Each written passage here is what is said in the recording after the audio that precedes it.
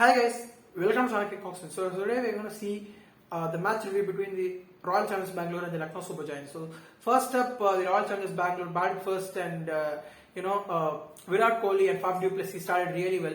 Normally, Virat Kohli plays the role of an anchor, and Faf du Plessis takes the aggressor role. But this time around, Faf du Plessis took the anchor role, and Virat Kohli played the aggressor role. So he batted really well, started aggressively well, and Virat Kohli looked in fine form. I thought that one more century was loading. Seriously, man, he batted really well. He got 61 runs to his name, and Glenn Maxwell came next up, got 59 runs. But then one end, Faf du Plessis stayed throughout the end, throughout the innings, and got 79 not out to his name. So he batted really well. He hit 115 meter six, which was extraordinary, and one of the notable maximums of the season, to be precise. So otherwise, I felt the turning point of the game was, where Amit Mishra and Ravi Bishnoi in the middle overs, nearly 3 to 4 overs, they didn't concede much of runs and bowled economically, which eventually led to the wicket of Virat Kohli. So I really felt that those 4 overs were crucial. Say 2 overs of Amit Mishra and Ravi Bishnoi. Yes, Ravi Bishnoi considered 39 runs of his 4 overs, but then I felt that in the 2 overs where they applied breaks in the middle, that eventually led to the wicket of Virat Kohli, and that slowed down innings, because that's where that was the difference where RCB could have got to a total of 230 runs. That reduced the total by 20 runs. Those four economical overs. So I felt those overs by the leg spinners was really good, both Amit Mishra and Ravi Bishnoi. So from then on, yes, Glenn Maxwell came and got 59 runs to his name, batted really well, And I want to share a very unique record with you guys. It is that in the first time of the history of the IPL, the top 3 batsmen of the Royal Challengers Bangalore have got more than 50 runs. This is a very, very amazing record. That is, it is such an astonishing record, because we all know that over the years there have been many trios who have been playing for RCB. Cric, AB de Villiers, Virat Kohli. We have seen AB de Villiers, Virat Kohli, Shane Watson play together. Or out of these these four people, many of the trios have batted together. But then none of the times has the top 3 of the Royal Challengers Bangalore batsmen have got 50 runs to the name. So this is the first time that has happened that all top three batsmen of the Royal Challengers Bangalore in a single game have got 50s. So this was such a unique record that I wanted to share with you guys. So moving forward, the Royal Challengers Bangalore got to a total of 213.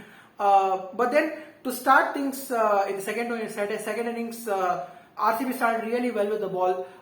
They got Kyle Mayers in the first over, and they got the wicket of Kyle Mayers in the first over. So from then on, they applied breaks. Yes, they got the wicket of both Deepak Hooda and Krunal Pandya in quick succession. So from then on, KL Rahul tried to play that anchor innings, because he knew that he needed to be that till the end.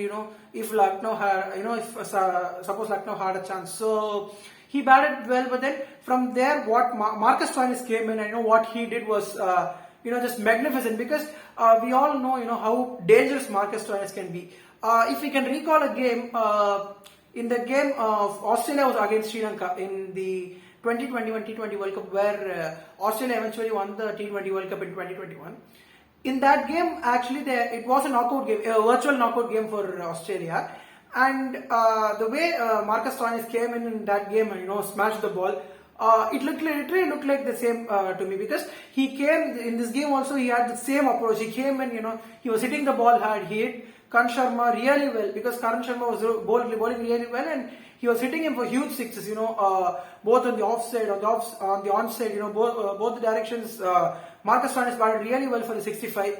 So when he eventually lost his wicket, yes, RCB came back into the game. They got the wicket of KL Rahul. They were perfectly in the game.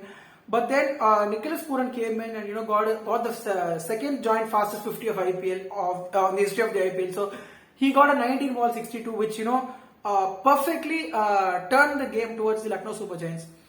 But I in fact felt that they could have finished the game with 10 balls to spare. But then when Nicholas Pooran lost his wicket, Ayush Badruni batted really well for the 30 runs.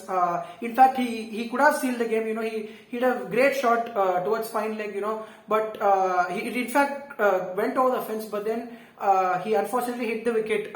So he was given out, hit wicket. So from there on, in the final over with 7 down, Harshal Patel really bowled well, to get 2 wickets in the final over. It went to the last ball. It was such a lovely thriller, with 1 run needed of the last 2 balls. Harshal Patel got a wicket, and the Lucknow Super Giants were 9 down. From then on, Avesh Khan stole the single of the last ball, and in fact it was a bye. So he stole the single of the last ball, and eventually Lucknow Super Giants won the thrill by 1 run. So I felt that yes, both the teams played really well, in such a high-scoring thriller. And normally in these kind of games, both the teams normally play really well, and it depends on on that particular day of who takes the victory. So in my opinion, yes, both the teams played really well. In fact, the bowling was also really good. So it was such a competitive game, and in the end, Lucknow Super Giants were triumphant, and let's hope that RCB give better comeback in the next game and do really well. Credit to the way Lucknow Super Giants played, and as of now they are the table toppers, and out of 4 games they have won 3. So if you like this video, do like and share it with your friends, and do put your thoughts in the comment section below, and please subscribe to our channel. Thank you.